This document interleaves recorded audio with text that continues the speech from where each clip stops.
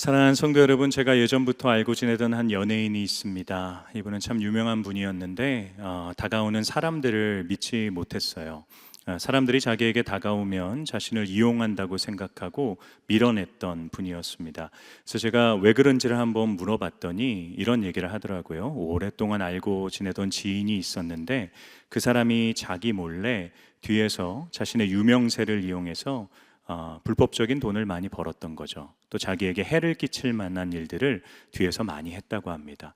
그 사건을 겪은 다음부터는 이 사람을 쉽게 믿지 못하겠다라는 얘기를 하더라고요. 여러분, 이분은 소위 믿는 도끼에 발등이 찍혀본 경험이 있는 거죠. 그분만이 아니라 저와 여러분 모두가 피하고 싶지만 사실 한 번쯤은 마주하게 되는 것이 내가 정말 사랑하고 신뢰했던 사람이 내 발등을 찍는 일입니다. 이런 일들이 생길 때 우리는 정말 큰 절망과 또 아픔을 경험하게 되죠. 원래 멀리서 휘두르는 칼은 그렇게 위협적이지 않은 거죠. 가까이에서 찌르는 칼은 너무나도 치명적으로 다가오는 것입니다. 인생의 비극 중에 하나가 나를 정말 모르는 사람이 나를 무너뜨리는 게 아니라 나를 잘 알고 나를 사랑하고 내가 가까이 했던 사람이 나를 무너뜨린다는 사실인 거죠. 그때 우리는 깊은 절망을 경험하게 됩니다. 오늘 본문에 등장하고 있는 다윗도 그런 비슷한 절망을 경험하고 있는 것 같아요. 다윗의 상황이 어떠했는지는 이 다윗이 지었던 시의 표제를 보면 알 수 있습니다. 제가 읽어드리겠습니다. 다윗의 그의 아들 압살롬을 피할 때에 지은 시다라고 얘기합니다. 사무엘하 15장에서 19장까지를 보게 되면 다윗의 많은 아들 중에 압살롬이라고 하는 아들이 반란을 일으켜서 다윗의 왕위를 찬탈합니다. 그리고 도망치는 다윗을 죽이기 위해 군대를 파견하게 되죠. 여러분, 도망치는 중에 다윗이 지었던 시가 오늘 우리가 읽은 시편 3편의 말씀입니다. 다윗의 마음을 한번 생각해 보세요. 신하가 반란을 일으켰다면 이 정도까지 억장이 무너지지 않았을 겁니다. 자기가 사랑하는 아들이 자기를 죽이려고 하는 거죠. 또한 무엇보다 그 아들이 압살롬이었다라는 게 다윗의 마음을 참 아프게 했을 거예요. 압살롬은 참 잘못을 많이 했던 아들이었는데 다윗이 그가 했던 모든 잘못들을 덮어주고 특별하게 사랑해 주었던 아들이었습니다. 그렇게 자기가 신뢰하고 아끼고 용납하고 품어주었던 압살롬이 오히려 자신을 죽이려고 하는 존재가 되어 돌아오게 된 것이죠. 우리가 다윗의 상황이었다면 절망할 수밖에 없는 절대 절망의 상황이었을 겁니다. 그런데 여러분, 이 시를 1절부터 8절까지 차근차근 읽어보면 이 시에 절망은 없습니다. 이 시에는 담대함과 오히려 확신이 등장하게 되죠. 우리가 알 수 있는 것은 다윗은 절망할 수밖에 없는 상황 가운데서 절망에 지배당하며 살지는 않았다는 거죠. 여러분, 저와 여러분 모두도 사람 때문에, 상황 때문에 절망할 수밖에 없는 시대를 살아가고 있는 것 같습니다.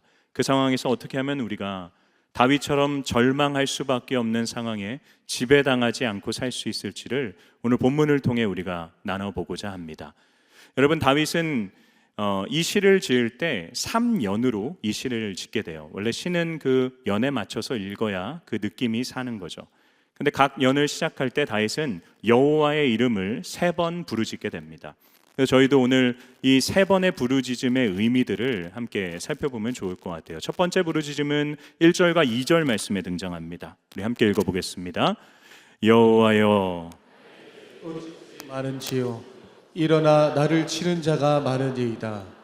많은 사람이 나를 대적하여 말하기를 그는 하나님께 구원을 받지 못한다 하나이다. 셀라. 여러분, 다윗이 절망 가운데 여호와여 부르짖으며 가장 먼저 한 일이 무엇입니까? 자신의 억울한 상황을 하나님께 솔직하게 아뢰는 것이었죠. 다윗은 하나님, 나를 대적하고 나를 죽이려고 하는 사람이 너무나도 많습니다. 하나님, 나의 대적들이 내가 하나님께 버림받았다라고 하면서 나를 조롱하고 있습니다라고 하며 자신이 현재 처해 있는 상황을 솔직하게 하나님께 고백하고 있습니다. 제가 설교를 준비하는데 어쩌면 이처럼 우리가 나의 모든 상황을 솔직하게 고백할 수 있는 대상이 있다라는 것이 믿음 안에 있는 자의 가장 큰 축복이 아닐까라는 생각을 해봤습니다. 왜냐하면 여러분, 절망의 순간에 우리를 정말로 더 절망스럽게 하는 것은 나의 어려움과 아픔을 있는 그대로 받아주고 인정해줄 사람이 없다라는 사실 때문이에요. 사람은 우리의 고통에 큰 관심이 없습니다. 사람은 우리의 고통을 온전히 이해하지도 못하고 받아주지도 못합니다. 여러분, 하나님께서 설정하신 관계 중에 가장 친밀해야 되는 관계가 뭔지 아세요? 부부의 관계입니다. 왜냐하면 하나님이 부부를 짝지어 주시면서 둘이 한 몸을 이룰지니라 말씀하셨기 때문이에요. 그래서 부부는 같은 생각과 같은 마음을 공유해야 되는 자들입니다. 가장 친밀해야 되는 부부 사이인데, 사실 인간이 죄를 지은 순간부터 그 친밀해야 되는, 완전히 하나 되어야 되는 관계가 깨어지게 되죠. 아담과 하와가 죄를 짓습니다. 그 전까지는 그들이 서로 벌거벗은 것을 부끄러워하지 않았어요. 근데 죄를 지은 후에 그들은 나뭇잎으로 서로의 알몸을 가리게 됩니다. 부끄러워진 거죠. 이제는 같은 나의 모든 생각을 상대방에게 공유할 수 없게 된 거고, 내가 느끼는 모든 감정을 상대방이 알아서는 안 되게 된 겁니다. 내가 죄를 지어서 내 속에 숨겨야 되는 것들이 있기 때문에. 가장 친밀해야 되는 부부 사이에도 우리는 숨기며 살아갈 수밖에 없습니다. 내 속에 있는 나의 모든 절망과 아픔들을 그대로 솔직히 꺼내어 놨을 때 내 배우자가 그것을 도무지 감당할 수 없기 때문이에요. 예전에 한 신문 기사를 읽었던 적이 있는데, 한 자매가 너무나도 자신을 사랑해주는 남자를 만난 거예요. 그래서 그 남자와 결혼하기로 결정을 합니다.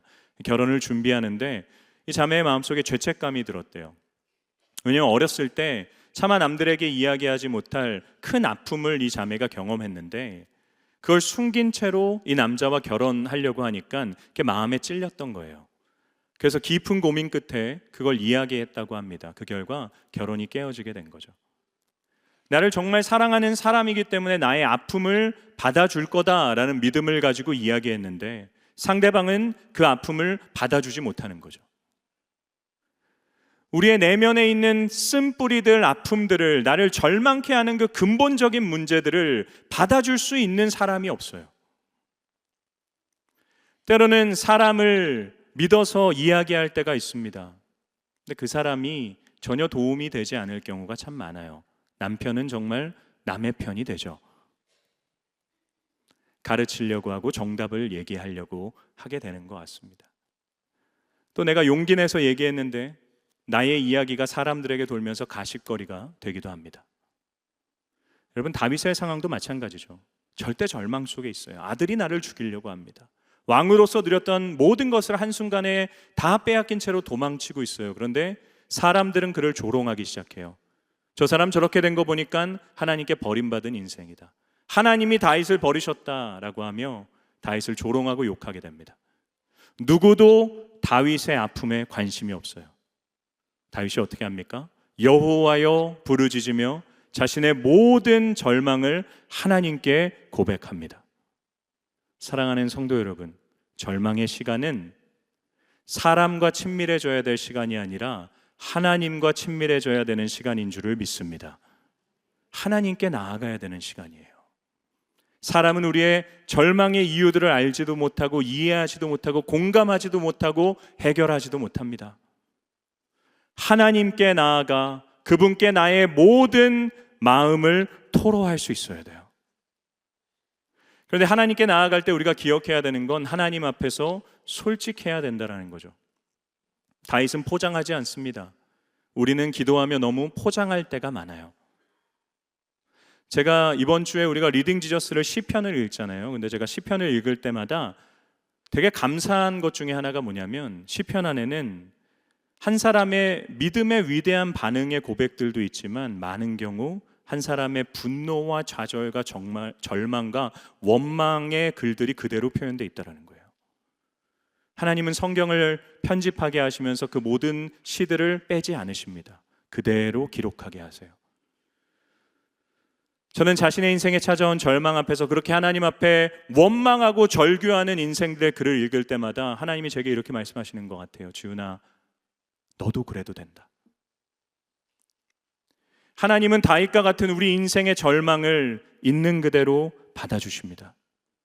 여러분, 하나님께 어떻게 기도하고 계십니까? 저는 대표 기도를 인도해야 될 때나 다른 사람을 위해 기도해야 될 때 정제된 언어로 기도하려고 노력합니다. 제가 혼자 하나님 앞에서 기도할 때 저는 어리광 피우는 아이처럼 기도해요. 때로는 하나님 이게 뭡니까? 라고 얘기할 때도 있고, 하나님 언제까지입니까? 라고 얘기할 때도 있고요. 떼쓰는 아이처럼 제 솔직한 마음을 있는 그대로 표현할 때가 참으로 많습니다. 하나님은 우리를 정죄하지 않으십니다. 우리의 내면에 있는 것이 어떤 거든 간에 사람은 받지 못할지라도 하나님은 받아주십니다. 하나님은 우리를 있는 그대로 이해해 주세요. 왜냐하면 그분이 예수 그리스도 안에서 우리를 이미 용서하셨기 때문입니다.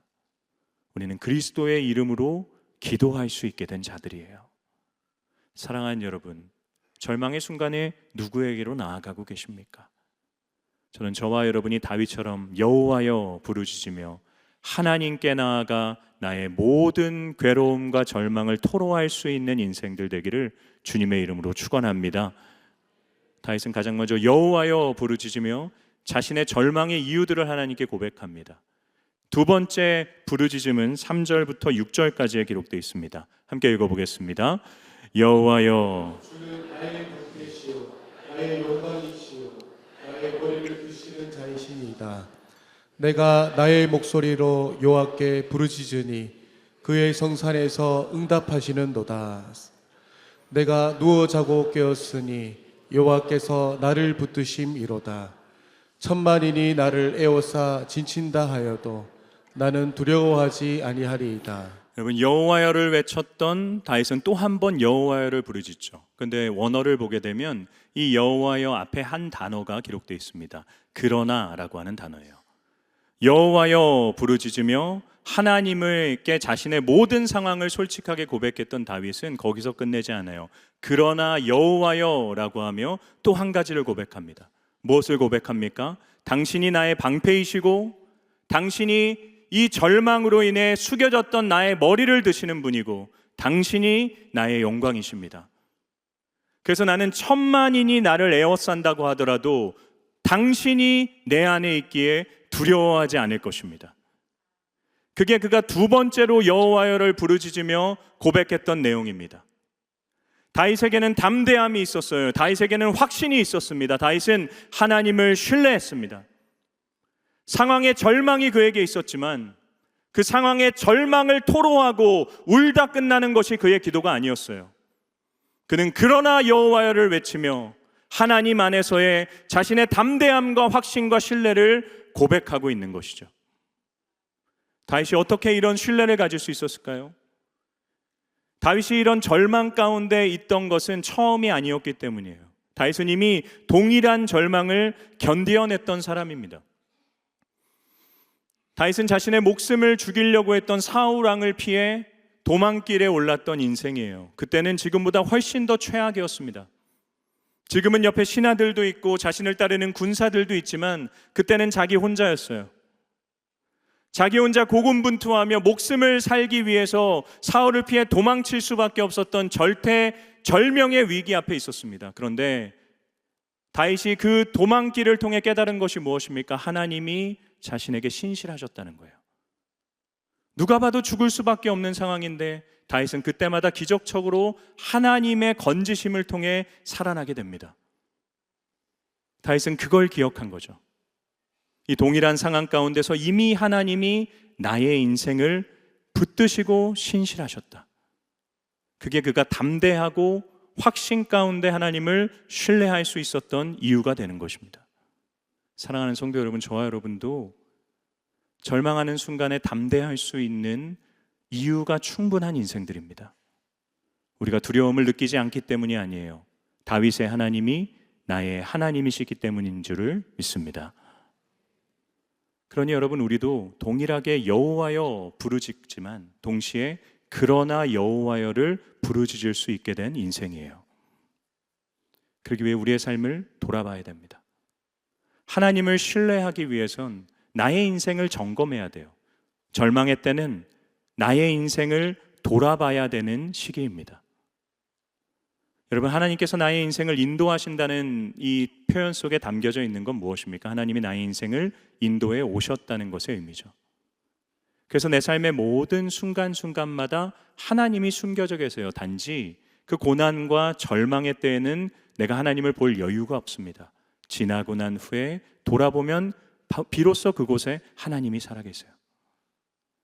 그걸 우리가 발견하게 될 때 하나님을 신뢰하게 되는 것이고, 그 신뢰 가운데 우리는 담대하게 반응할 수 있게 되는 것입니다. 제가 이번 달 교회보 글을 읽으면서 로마서 8장 28절이죠. 하나님을 사랑하는 자, 곧 그의 뜻대로 부르심을 입은 자들에게는 모든 것이 합력하여 선을 이루느니라 라고 하는 말씀을 가지고 자신의 삶을 반추한 한 청년부 자매의 글을 봤어요. 제가 그 자매의 동의를 얻고 그대로 읽어드립니다. 원하지 않던 고등학교에 입학하게 됐지만 하나님은 그곳에 기도 모임을 세우시고 하나님 나라를 꿈꾸게 하셨습니다. 주변 사람들이 호작질이라 부르던 나의 취미들은 새가족들의 관심사와 맞닿아 자연스레 대화의 문을 열게 만드셨고, 또 나의 아픔은 진심으로 친구들을 위로하며 품을 수 있는 경험이 되었습니다. 내가 의미 없다고 여겼던 것들이 하나님 안에서 하나씩 의미를 갖기 시작했습니다. 나의 실수, 나의 좌절, 나의 작은까지도 하나님은 모두 사용하셔서 선을 이루게 하셨습니다. 예수의 생명이 내 안에 있기에 나의 약함은 자랑이 되고 나의 실패는 간증이 됩니다. 내 삶의 모든 것들이 합력하여 선을 이루게 하시는 나의 하나님을 자랑합니다. 여러분, 이게 청년의 고백이었어요. 이 청년은 자신의 인생을 돌아봅니다. 실패라고 생각했어요. 좌절이라고 생각했어요. 원치 않던 일이었습니다. 그런데 하나하나 하나님이 그 일을 행하신 일들을 돌아보니 깨닫게 되는 거죠. 그러니 이 친구가 이런 고백을 하는 겁니다. 나의 인생을 합력하여 선을 이루시는 나의 하나님을 자랑합니다. 사랑하는 여러분, 우리의 인생도 동일하지 않겠습니까? 하나님이 저와 여러분의 인생을 오차없이 인도해 가고 계신다면 절망의 순간에 인생을 돌아보십시오. 그 속에 하나님이 계실 겁니다. 그 하나님 신뢰하며 그러나 여호와여 외치며 담대하게 선포할 수 있는 귀한 인생들 되기를 주님의 이름으로 축원합니다. 여호와여, 그러나 여호와여였습니다. 세 번째 고백은 무엇일까요? 우리 7절과 8절 말씀을 함께 읽어보겠습니다. 여호와여, 주께서 나의 모든 원수의 뺨을 치시며 악인의 이를 꺾으셨나이다. 구원은 여호와께 있사오니 주의 복을 주의 백성에게 내리소서. 셀라. 여러분, 그러나 여호와여라고 외쳤던 다윗은 마지막으로 뭐라고 외칩니까? 여호와여 일어나소서라고 외칩니다. 1절을 보면 다윗을 대적하는 자들이 다윗을 죽이기 위해 일어났다라고 얘기해요. 나를 공격하는 자들이 나를 죽이기 위해 일어납니다. 그럼 어떻게 해야 됩니까? 나도 일어나야죠. 근데 다윗은 이렇게 고백합니다. 여호와여 일어나소서. 내가 일어나 맞상대하겠다라고 하지 않습니다. 여호와여 일어나소서 하며 여호와의 도우심을 그는 갈망합니다. 왜 그랬습니까? 8절에서 그가 고백했던 것처럼 구원이 여호와께 속한 것임을 다윗이 믿었기 때문입니다. 사랑하는 여러분, 우리 인생의 구원은 누구의 손에 달려 있습니까? 하나님의 손에 달려 있는 줄을 믿습니다.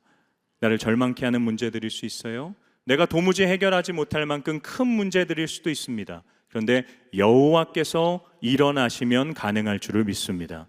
그게 우리의 믿음이죠.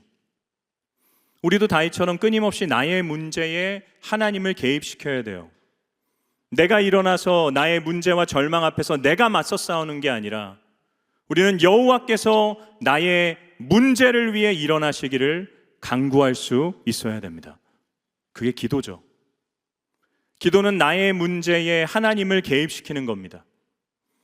기도는 하나님 앞에 내 생사여탈권을 드리는 것과 같은 거예요. 항복하는 것입니다.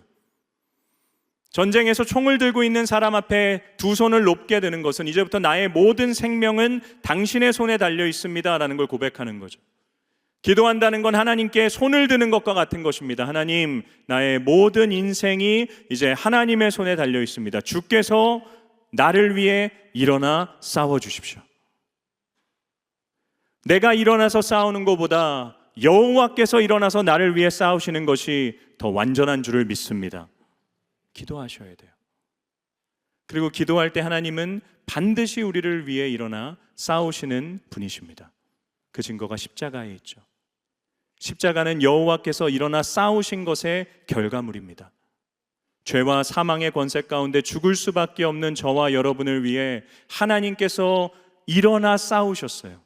자신의 하나뿐인 아들을 십자가 위에 우리를 위해 내어주심으로써, 비참하게 죽임으로써 죄와 사망의 권세로부터 우리를 일어나게 하시고 승리케 해주셨습니다.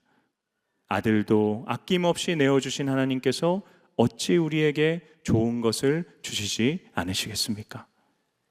사랑하는 성도 여러분, 절망의 시대를 모두가 살아갑니다. 이 세 단어를 표현을 기억하십시오. 여호와여, 그러나 여호와여, 여호와여 일어나소서. 부르짖으며 나의 상황을 솔직하게 그분께 얘기하고, 변치 않는 담대함과 확신을 그분께 선포하며, 그분을 나의 문제에 개입시키며 그분의 일어나심을 통해 내 문제가 해결되고 내가 합력하여 선을 이루는 인생을 되는 것을 마주하고 경험하시는 귀한 인생들 되기를 주님의 이름으로 축원합니다. 말씀을 마무리하며 우리 자리에서 일어나실까요? 일어나셔서, 그렇습니다 주님, 여호와께서 일어나실 때 나의 모든 문제가 해결되어질 줄을 믿습니다. 우리 이 고백을 아무것도 두려워 말라라고 하는 찬양으로 함께 고백하며 나아갑니다. 아무것도 두려워 말라, 아무것도 두려워 말라, 주 나의 하나님이 지켜주시네.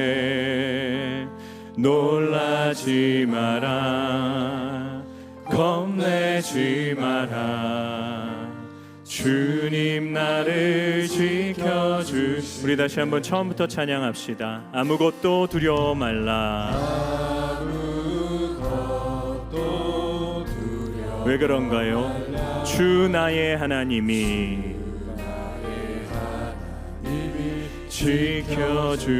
지켜주시네. 놀라지 마라, 겁내지 마라, 주님 나를 지켜주시네. 내 맘이 힘에 겨워 지칠지라도, 내 맘에 힘에 겨워 지칠지라도, 주님 나를 지켜주시네. 나를 지켜주시네. 세상에 험한 풍파 몰아칠 때도, 세상에 험한 풍파 몰아칠 때도, 주님 나를 지켜주시네. 나를 지켜주시네. 선포합니다. 주님은 나의 산성, 주님은 나의 산성, 주님은 나의 요새, 주님은 나의 요새, 주님은 나의 나의 힘이 되신 여호와. 나의 힘이 되신 여호와. 내 맘이 힘에 겨워 지칠지라도, 내 맘에 힘에 겨워 지칠. 우리의 믿음이 무엇입니까? 주님 나를 지켜주시네. 지켜주시네. 세상에 험한 풍파 몰아칠 때도, 세상에 험한 풍파 몰아칠 때도, 주님 나를 지켜주시네. 나를 지켜주시네. 주님은 나의 산성, 주님은 나의 산성,